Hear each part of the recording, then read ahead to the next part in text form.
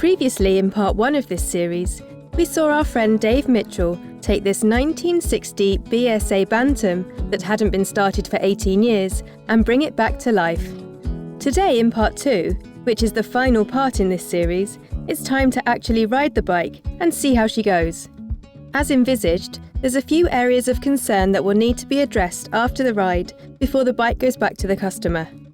Let's get started. Right, back on Bantam. Since last time, we had a slight problem with the carburettor. It's got a Motorbike carburettor on here, and I took it off because there was a bit of a drip. You probably saw that in the video. And also, it wouldn't run particularly well off choke. Take the choke off. I did actually take the pilot jet back out, and it was so, I mean, I thought it was clear, but it was so tight. There's a bit of wire in there. Don't normally do that because it'd been quite gummy through the tank. Obviously, I didn't get it all out.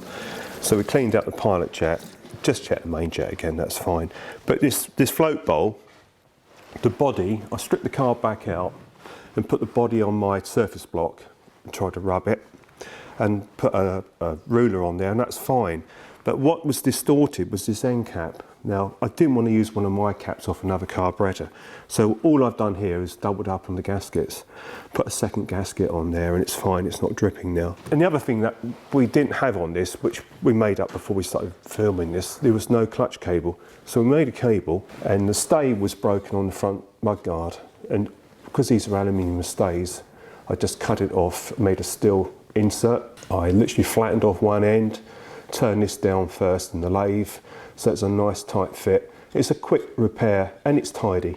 Like I say, I don't know what he's going to do with this bike, and they're not the correct mudguards, but it's got it back to where it should be.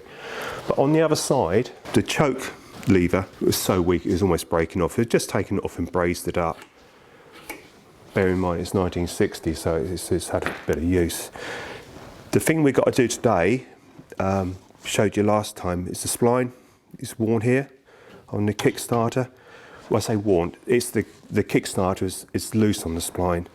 Because this is clamped up, this fitting, we can take the gear lever off first on the inner shaft, then slide off, once you've undone the bolt, the Kickstarter, put it in the vise and just open up the cut, the slot. We can cut that with a hacksaw, then it'll squeeze up a little bit more onto that spline shaft. And then we're done. We'll be able to fire it up. Oh, one other thing, the exhaust pipe, we tighten this up. I'll wait until it's nice and warm in the engine, just locked up the collar. Didn't overdo it because, like I say, you don't want to damage anything. And so really, there's just one job to do now. Just do that.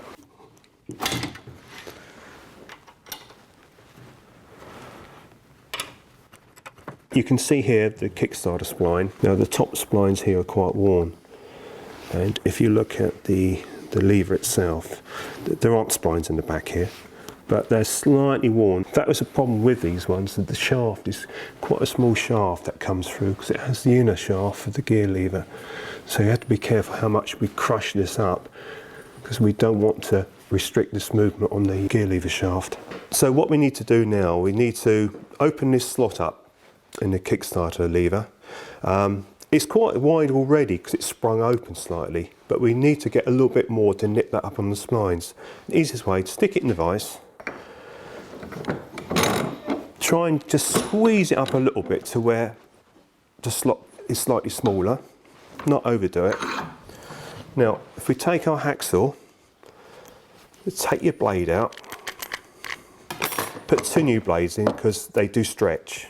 The idea now is to, because the slot's quite wide, and if I run one blade in here, I'm going to struggle trying to get a straight cut.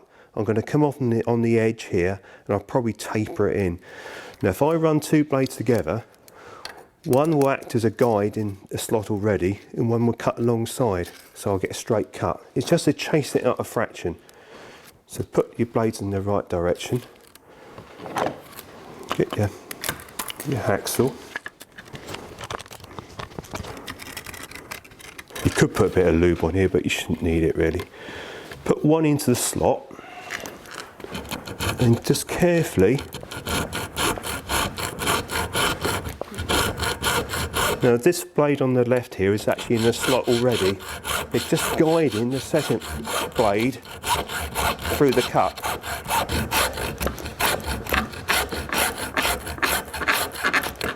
So if you look in there, you can see now the slot from the top is wider, but it's running parallel. So we haven't wandered at all because we've got the blade as a guide. So we're just going to go right down to the bottom of the cut. So when we put the bolt back in, we've got a bit more squeeze. That's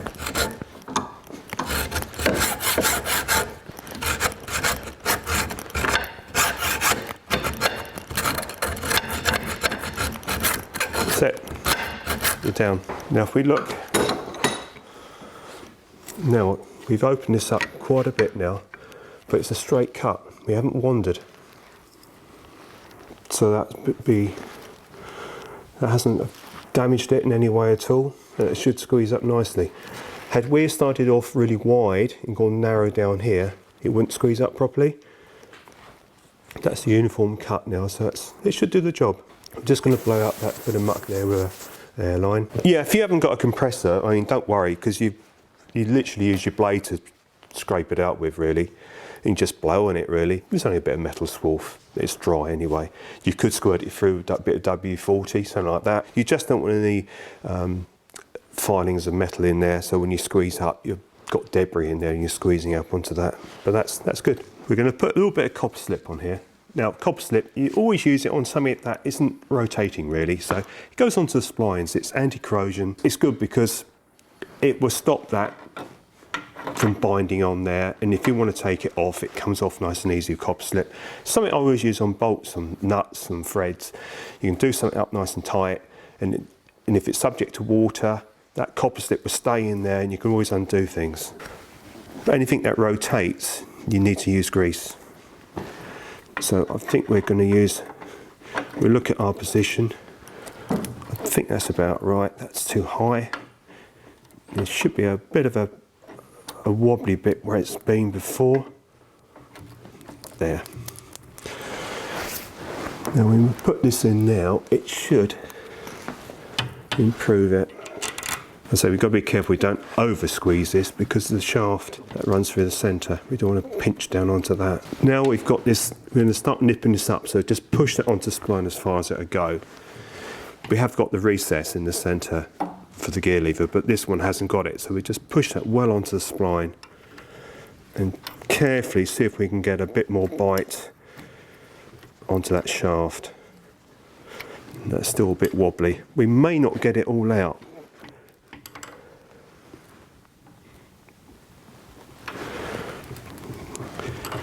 I think we're going to find there's a certain amount of wear here anyway. You've got to be careful you don't shear the bolt, so we just have to be a bit careful.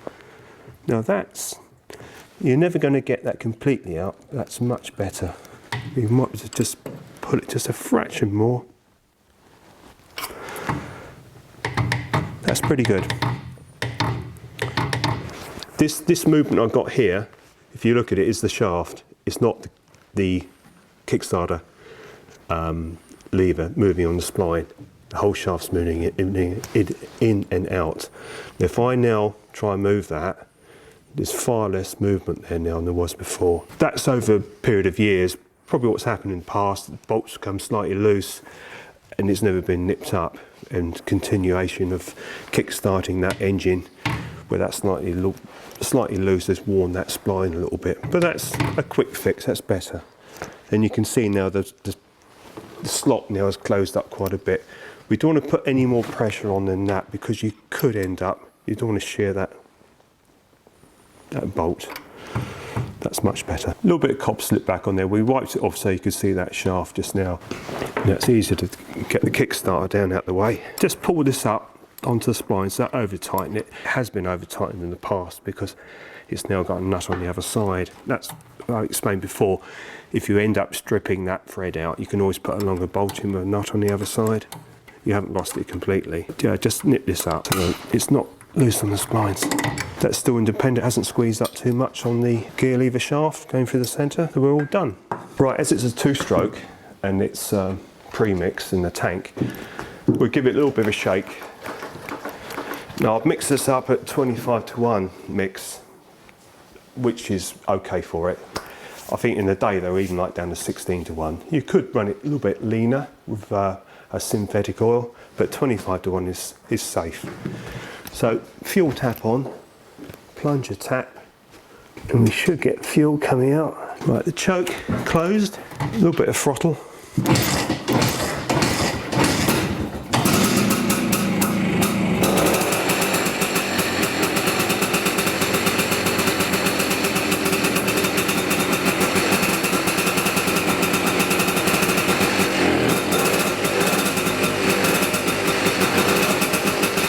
Pretty cold in the workshop, so we've still got it partially on choke.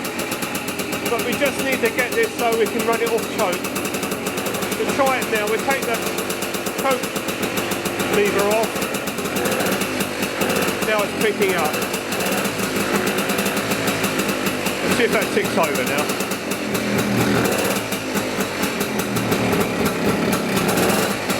There you go. When it's really cold in the winter, you always find with two-stroke, with old ones anyway, it's a little bit longer on choke. It's cold. Now that will pick up. A little bit smoky, but we're not too worried about that. Will clear a little bit anyway when we ride it. But yeah, she runs quite well.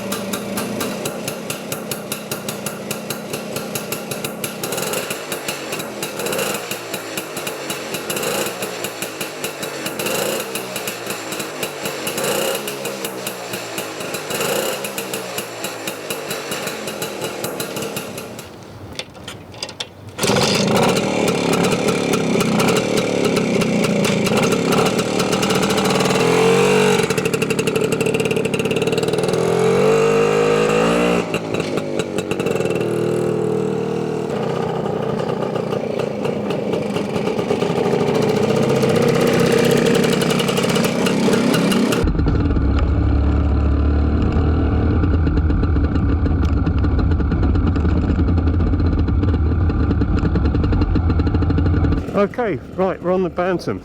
First time it's been out for many years. It's only a 3-speed gearbox, so we're going quite steady up here. But it rides okay. It's very small. The front brake's not very good. We're going to have to give that a little bit of attention later on.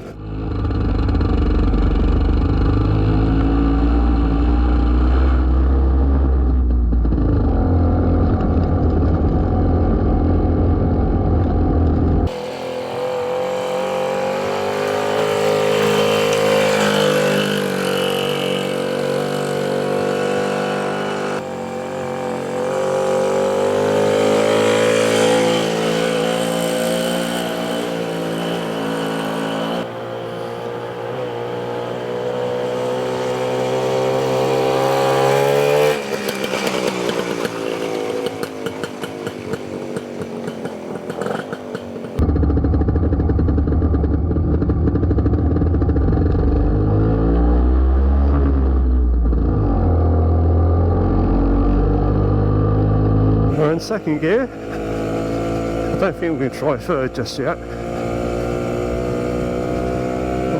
Give it a go now.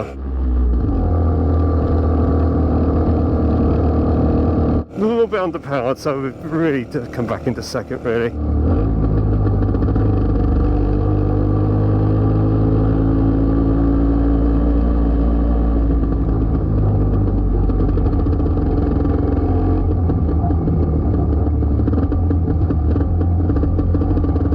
Give it a little blast along the road here.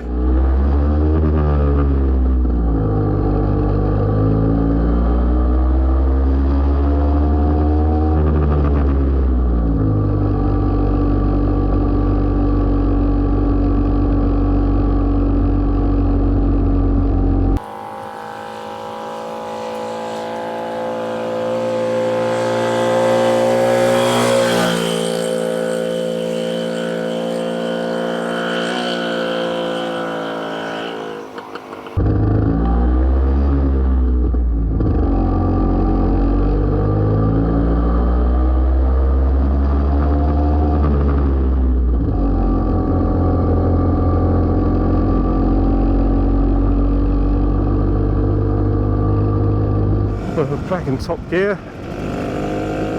We're doing about 25 miles an hour.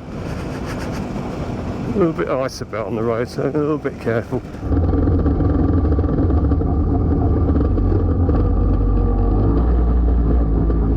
a second.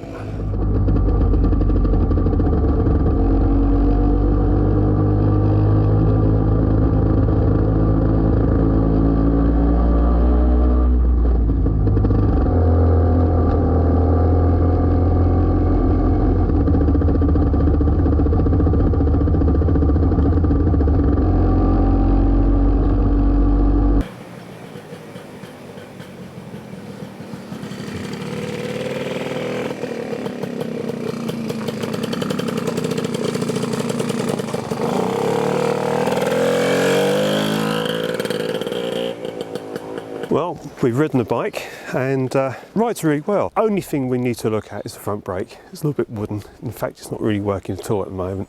Probably the lining's a little bit glazed up, so we'll drop the wheel out, take the linings out and just buff them up a little bit with some emery cloth and just clean the drum out and put it back together. But as a bike, this would be an ideal bike for anyone that wants to get into classic bikes. A youngster, because these are fairly inexpensive to pick up still, and you can have a lot of fun. Simple, being a two-stroke, there's not too much to worry about, and really if you want to get into doing your own mechanics, this is the ideal bike to start on. Whereas with a four-stroke there's a lot more going on, as you know. This, you can easily pull this engine apart with very little knowledge. Things to look out for classic bikes, for this sort of bike really, try and always pick something up that's a runner. Don't go for something that's in boxes and bits. I know I've done that, but you can't be sure it's all there unless you know the person. The time you've actually put that back together, and if you haven't got the experience, it could cost you a lot of money and you get a little bit disheartened along the way. So try and find something that's a runner. Probably one of these you'll pick up for around about £1,000. I would say a lot of them are still about £500 or £600 runners, but they are starting to go up a little bit. But you won't waste your money. You get your money back and you'll enjoy playing with it as well. This one is quite, say it's the 3-speed gearbox, so the spacings on the gears are quite wide. So when we was riding it just now, you have to ride it quite hard. Well, not hard, you have to rev it a little bit in first gear to get second. If you change too quickly, you're back down to first again, because it's only a 3-speed box. But it never missed a beat. It starts very easily. There's not too much to go wrong with these. The only issue I think sometimes with these has been the electrics. It's Y-pack. But there's all these modern devices now you can pick up, eliminate that completely. What a lot of people do, they get a Bantam and they change it slightly. They turn it into like a little tiny trials version. So you'd put like smaller mud guards on higher up, you'd put a single seat on the high level pipe and a bigger sprocket on the back. Anyone out there who wants to get a classic, look for a Bantam. Look for something like a D14 or D10 upwards, because they've got a bit more refined. They've got 4-speed gearbox rather than the 3-speed, and yeah, a little bit more power really. But yeah, it's very good though, a lot of fun. Right, after test riding the bike, there was just a couple of things that we noticed. The front brake was very wooden. It didn't really improve with riding the bike, so we're going to drop the front wheel out and take the brake apart. We'll take the drum off, clean the drum up, clean your shoes up, put it back in. But I've noticed that it's already here. There's the dink on the mudguard, and as we got the wheel out, I'm just going to try and improve on that. Try and knock it out a little bit for him. So we're just going to drop the cable off and drop the wheel out.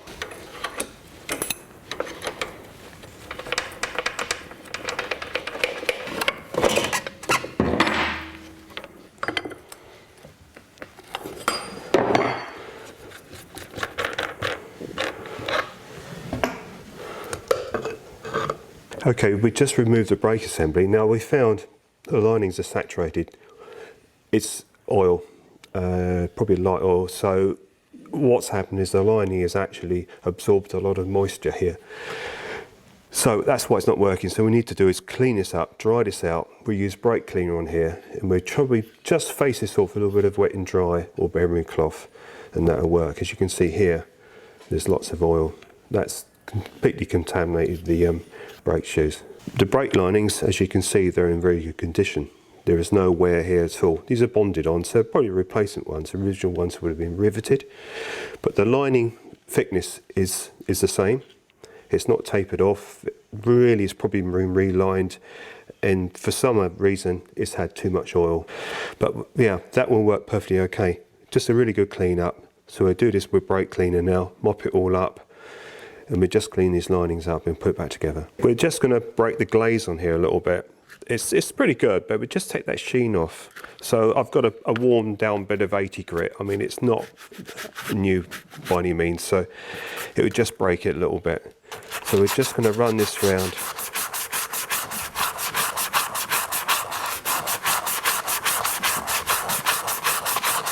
Just work right round with it. We've been right round here. We'd give that a clean out again with some brake clean and blow it out. But where the bearing has been lubed here, we just take a little bit of this excess amount of grease off here, because it's possible that it might well have been the grease, because it's spilt everywhere. It's pushed out and it may well have flung out, and this could be actually grease, residue of grease rather than oil. It's tough to tell. So we would just clean that all up. See, sometimes when people reassemble a brake assembly, they put a little bit too much grease on. No, it's okay to put the grease in where it should go, but if you get an excess amount of grease and it goes where it shouldn't go, it's going to fly out with centrifugal force, and it will contaminate those brake linings. So it's important, and because, to be honest with you, this is like a bearing retainer. It's screwed down with a left-hand thread. Underneath here, there is a sealed bearing, so it really doesn't need the amount of grease. We normally just pop a little bit of grease down in that cavity, and that's what I'll probably do in a moment. Just going to wipe this off the surface, because it's not doing anything there, other than potentially contaminating the brake linings. Okay, we're going to disassemble the brake linings from the back plate. So the best way, rather than trying to pull the springs off, we'll disassemble the back of it, slide the lot off. So what we're going to do first of all, this one's loose anyway, because that is the anchor point.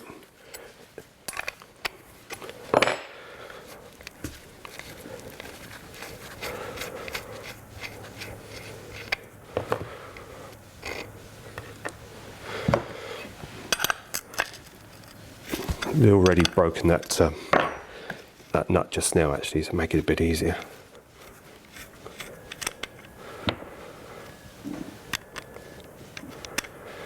It's on a square there, so it's quite easy to get that set up at the end. You can't really go wrong.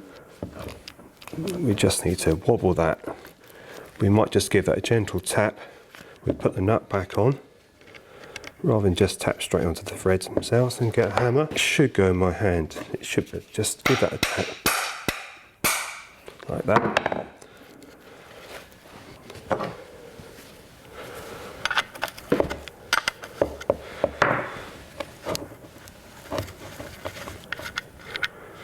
Take that off. And now we're careful.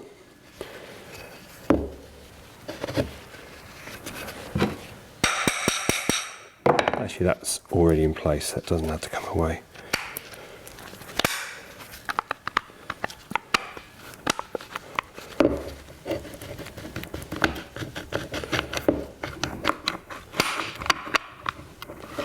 The easiest way now would be just to put that back in the vise, just to hold that. Another pair of hands really. It just needs a little bit to pull this away. That's it.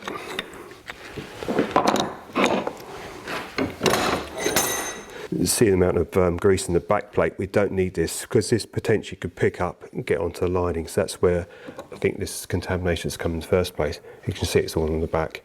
So yes, it is grease. So we're going to clean these brake shoes out in the kerosene.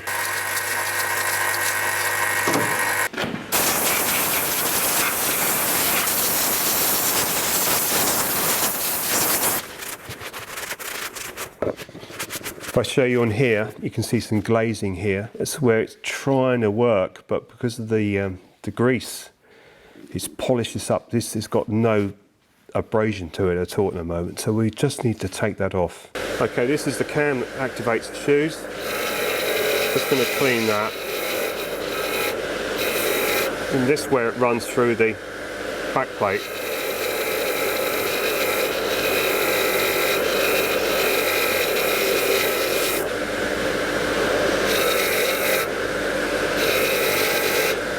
You can see it's had some damage here. This is where you'd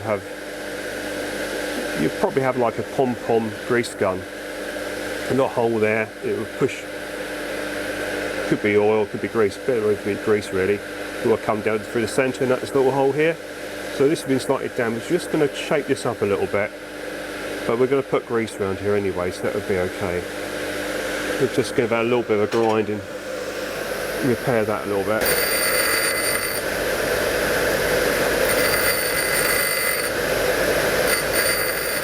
Right, we've just reshaped the outside of that because it's been hit with a hammer. Probably probably taking it apart. It's always best to put a nut back on when you remove this. Free it off the square where you've got the lever, but that's been hit with a hammer in the past.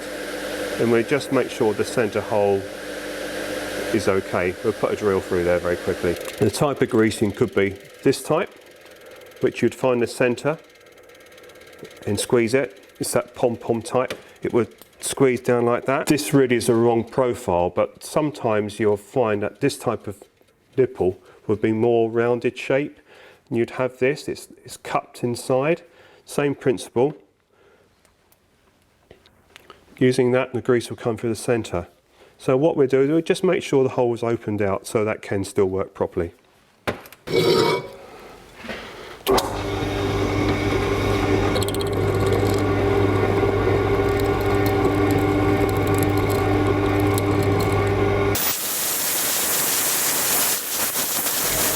So we're just going to now put grease gun on here and just get the grease to activate to come through. And you can see now.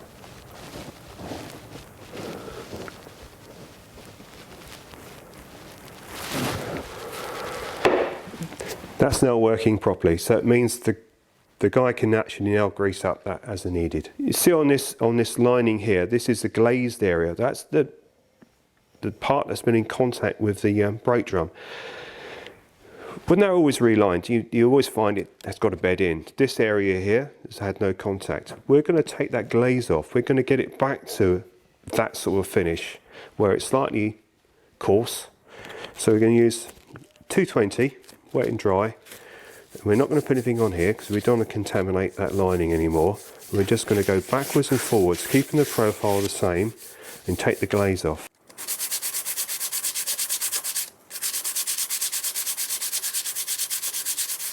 Because we've rubbed down this lining, now this may not be pure asbestos, but as everyone knows, you've got to be really careful. So no airline, just soak your paper or cloth in brake cleaner and give that a wipe over. This lining's been cleaned up, as you can see now.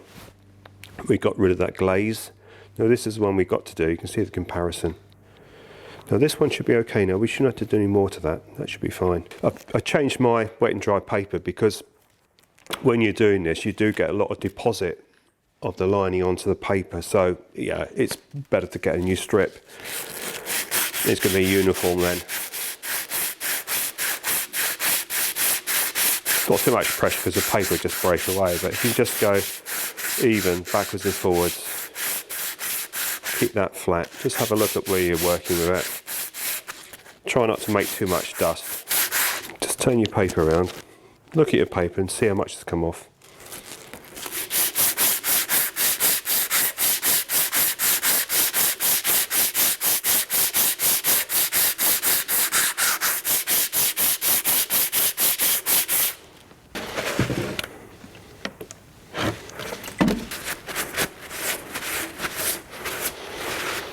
If you wet this down, then blow it with an airline, it's okay, it's not so bad.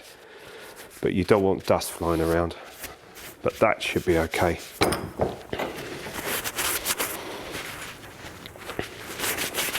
Now we've got rid of the glaze and we're good to go. I'm going to put the brake plate in the vise so you can see what I'm doing.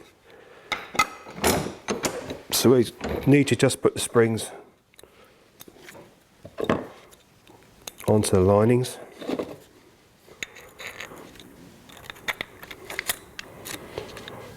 Let's get the second one on.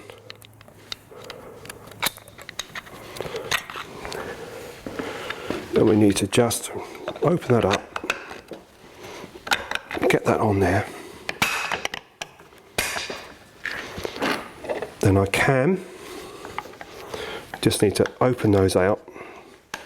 This is where I need another pair of hands really.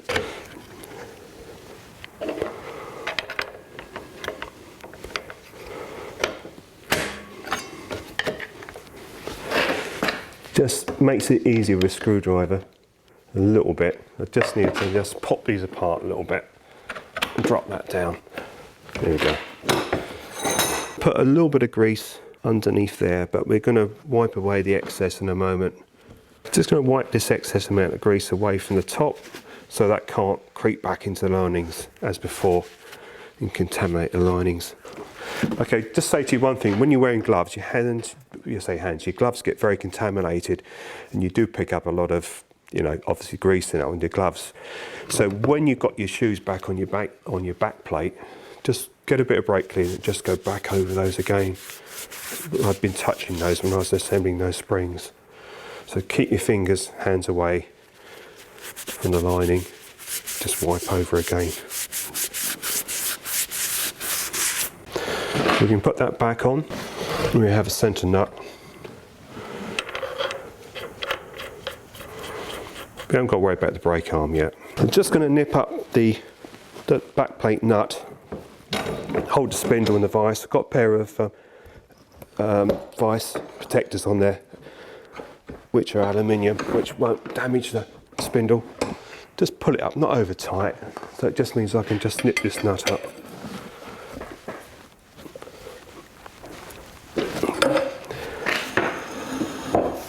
Done.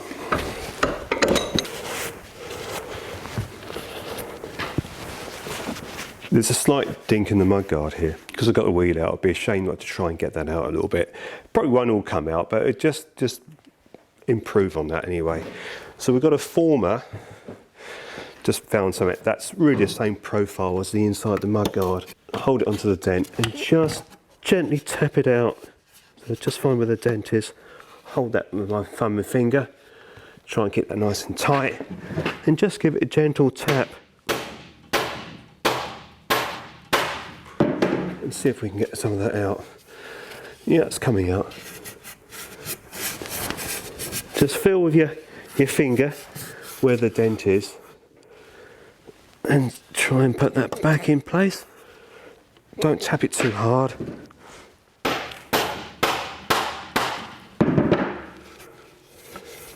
Just finish off just a little bit more. That's come out pretty well. Tiny bit of grease on its spindle. You could use, as I've used before, copper slip, but as I've got the wheel in my hand, this is fine. Just a little bit of grease on that spindle, because it is open to the elements a little bit. It's only got a clamp on there. Always like to do that.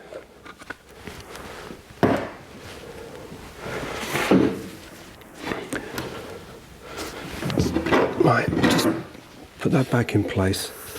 On the brake plate there's an anchor point here. Just back the washer off and we lift that up. I can just nip that up in there. What this does is it just holds the back plate in the forks, so when the brake's applied the whole assembly doesn't rotate with the brake being activated. Just clamp that up just enough so I can let it go for a moment.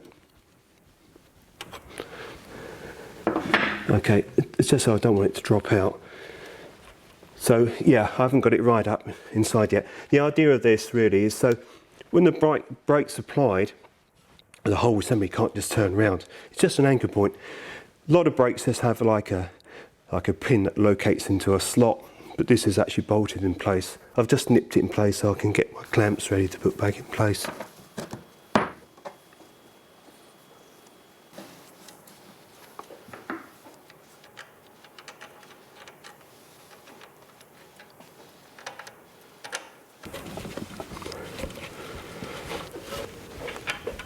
We're showing you the camera, I just held that nut on the back plate so I could actually hold the spindle in place and put the caps on.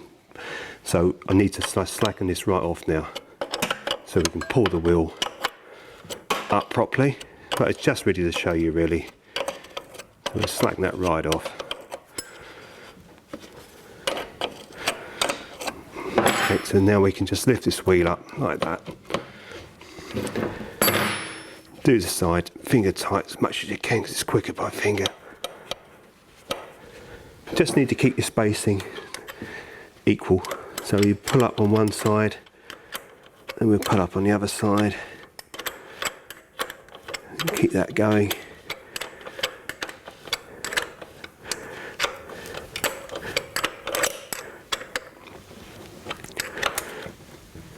And this one can be tightened up now properly. Don't over tighten these, they're not big bolts. Even pressure.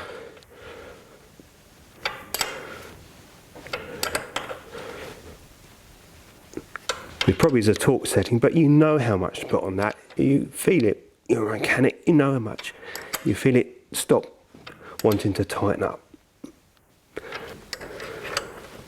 The heads of these bolts are a little bit worn.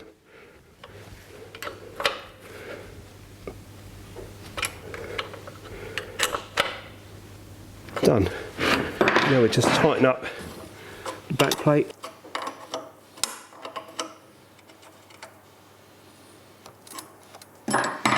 See, this is stepped. If you was to go on that way, the way it's stepped, it runs too close to the brake plate.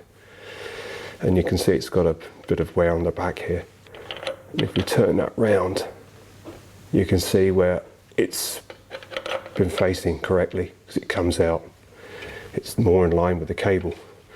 It's going to be on that bottom setting there, so we just put that on. Yeah, just going to find a washer, like with anything. I never chuck anything away. This is my just supply nuts and bolts, loose stuff. I'm hoping here I've got a washer which is better job for what we're doing. I think this might be the size.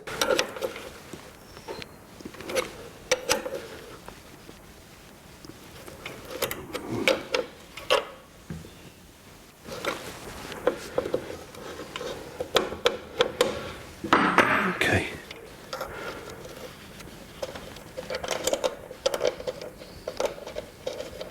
Put a nut on the back. Make sure it's got room to move still. Just tighten the screw up a bit more. There's plenty of room there. Knit that up tight.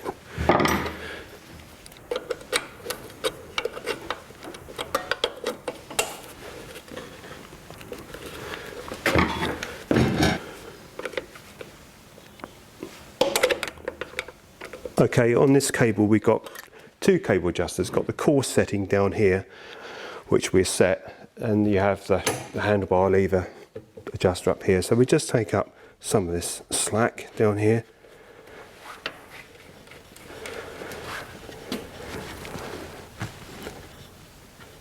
Just take a little bit more up. Lock that off. Let me just see where the lever comes now.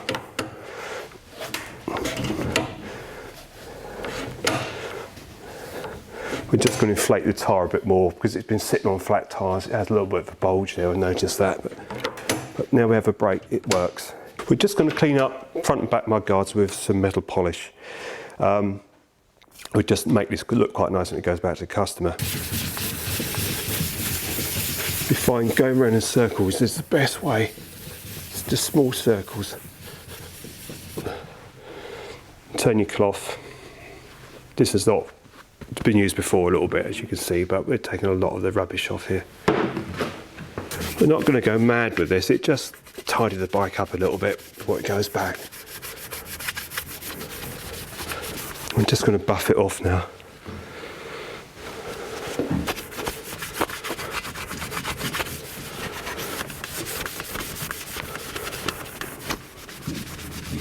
Okay, where we knocked the dent out the mudguard, you can see there's a line here. That's obviously where it come in contact with something on the top and it's left a mark. But the profile's back out, so it's tied the mudguard up. It's not better.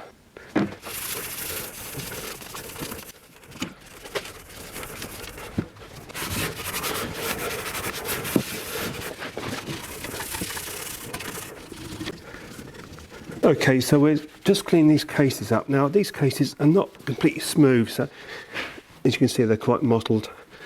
It would just improve. To work on these cases, you could spend a lot of time. We're literally just going to wipe over these and just give it a little bit of a shine. But using this metal polish is really good. So you just need to move your rag around. When you get that contamination like that, just find another spot on the rag to work from. Otherwise you're just going to push in dirty material back into the surface you're trying to clean. Okay, we're just going to put some chain lube on the chain. It has got some oil on there, but we don't need a lot. It's just to finish it off, really. So we're just carefully going to run this along here and spin the wheel. Once we've gone right round, that would be sufficient. That will find its way into the chain. Always a good idea, we've got exposed cable, especially brake cables where they run quite close to the ground really, in comparison to the rest of the bike. Put a bit of grease on there. It just stops that cable from corrosion.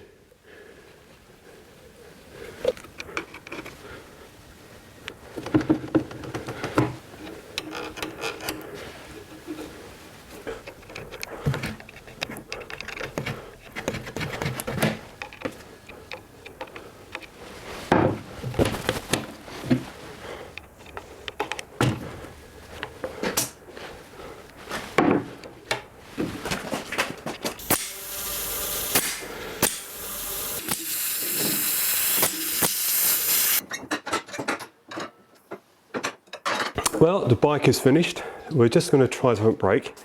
So like I said, I think it'll work now after we've taken the grease out of it. So brake on.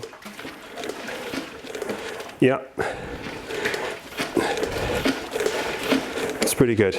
So this bike has been sort of recommissioned after some time laid up. There's a few things that we had to make for this bike you didn't see being filmed. There was no clutch cable, so I made a cable, and there was a little fitting inside the headlamp shell that was missing. But everything else we've shown you, and it was a case of cleaning the carburetor out in the tank, doing the gearbox oil, tighten the exhaust up, and we had broken stay on the front, which I'd done, but it showed you how we repaired that. We knocked the dink out the mudguard. The air filter, we had to do that choke. We brazed that up. Put a gasket in there and a double gasket on the float bowl because we had that drip. But really, there was very little to do to it. We've just been over it today, just lubed up all the cables and cleaned up the mudguards, and now it's a nice little bike and it's ready to go back to the customer. And I'm hoping he'll ride it. He'll get it on the road and ride it, because it's a light bike and it's ideal for, as I said in the beginning, a youngster coming into classics, great. Also, if you've been riding classics all your life and you find that the bigger bikes are getting too heavy, why don't you get yourself a little Bantam? It's probably what you started out with. It's what you go back to when you're much older, because it's light. You're not going to struggle with this. I mean, I can throw this around now, and if you broke down the side of the road, you could push it. It's not weighing a ton, you know, it's a little bike and you have a lot of fun. Keep riding the motorcycle, get yourself a smaller bike, go to a little Bantam. As I said, easy to maintain, little two-stroke engine. Not fast, but it's not about speed, it's enjoying the ride. And this will put a smile on your face. You go through the back lanes on a bike like this, you see what's around you, you enjoy the ride. And you know, you're not hurrying along, you notice a lot more what's going on. We all focus on speed and getting from A to B really quickly.